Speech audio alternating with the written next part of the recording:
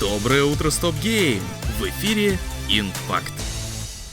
Сегодня стартует Dead Rising Deluxe Remaster, облагороженная версия старенького, но довольно популярного зомби-экшена. Вчера были опубликованы первые рецензии от журналистов и первые же оценки. На Metacritic и OpenCritic игра получила 83 и 81 балл из 100 соответственно. Пишут, что ремастер вышел отменный, фанатам самое то. По большому счету, Deluxe Remaster — это та же самая Dead Rising, просто наделенная рядом отличных, качественных улучшений и переделанной графикой. Правда, некоторые критики считают, что помимо визуальных прокачек, иные оказались слишком незначительными. Переработанная картинка лишь подчеркивает возраст АИ рутин и неточные хитбоксы, перекочевавшие в ремастер прямиком из версии 2006 года. Убивать сотни зомби весело, но управление, структура, отдельные технические моменты и сам игровой процесс жутко устарели. И то, что создатели решили их не перерабатывать и не внедрять современные решения, по мнению некоторых журналистов, было большим упущением. Dead Rising Deluxe Remaster выходит на ПК, PlayStation 5 и Xbox Series.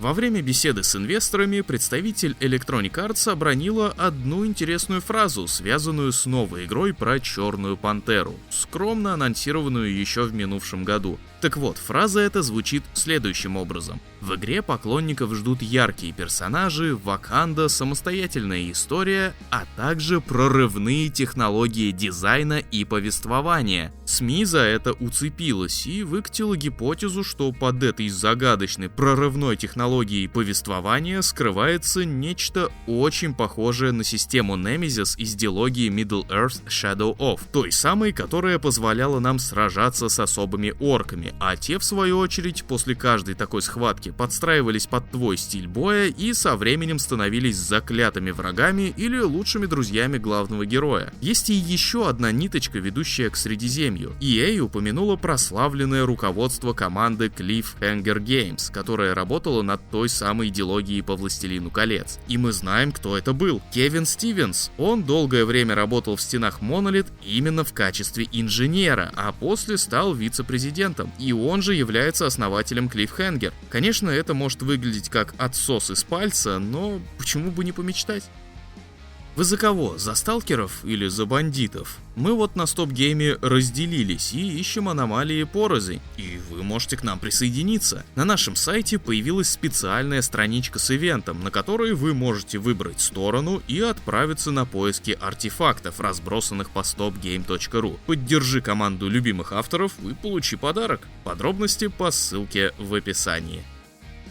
Окромя мыльного кинца под названием The Casting of Frank Stone, Dead by Daylight должна была получить еще один спин-офф. Названия официального он не имел, а по природе своей должен был стать кооперативным шутером. Но его мы не дождемся. Компания Behavior Interactive объявила о закрытии не только самого проекта, но и студии, его разрабатывавшей, Midwinter Entertainment. Закрытые тесты прошли неплохо, но финансовые риски посчитали слишком высокими. Разработчикам предложили перейти в другие студии издателя или получить щедрое выходное пособие и отправиться в свободное плавание. За время своего существования единственной игрой, которую успела сотворить Midwinter, стала Scavengers, но и та добралась лишь до раннего доступа, где в итоге и скоропостижнулась. Не везет что-то ДБД со спин-оффами.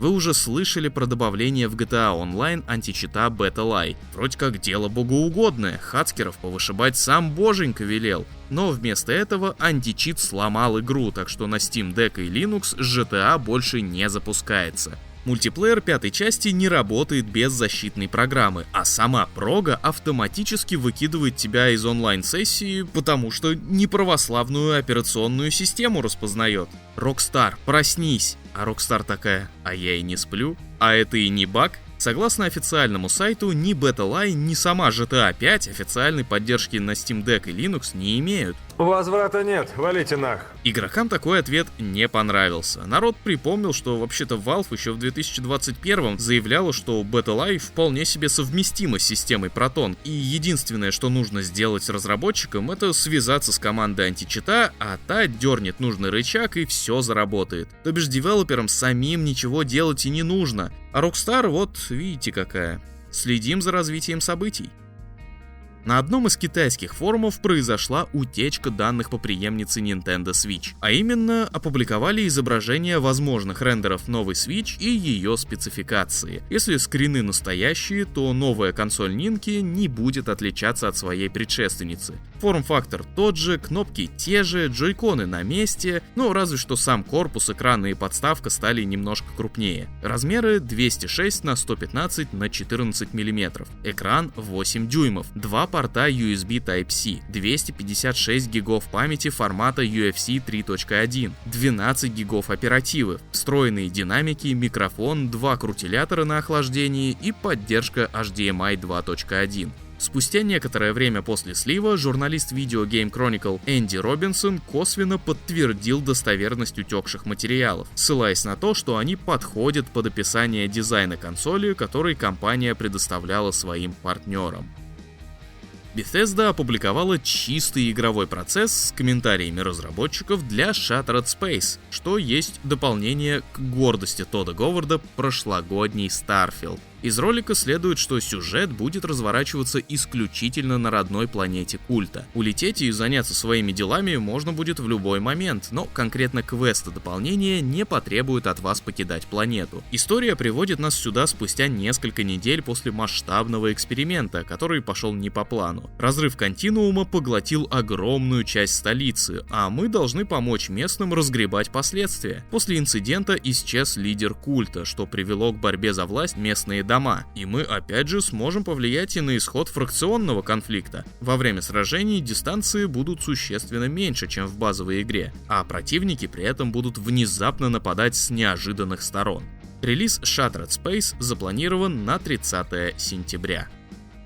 Ну и ворох коротких новостей напоследок. Bandai Namco анонсировала обновленную версию культового эксклюзива PS Vita под названием Freedom Wars. Ремастер стартует на ПК, PlayStation и Nintendo Switch 10 января 2025.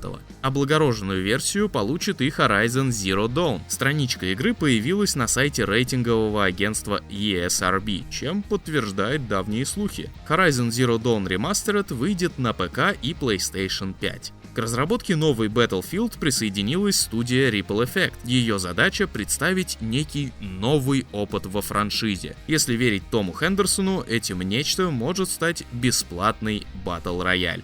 И на этом у меня все. Больше новостей читайте на сайте stopgame.ru и обязательно присоединяйтесь к нашей сталкерской, или бандитской движухе по ссылочке в описании. Хорошего настроения и отличного дня!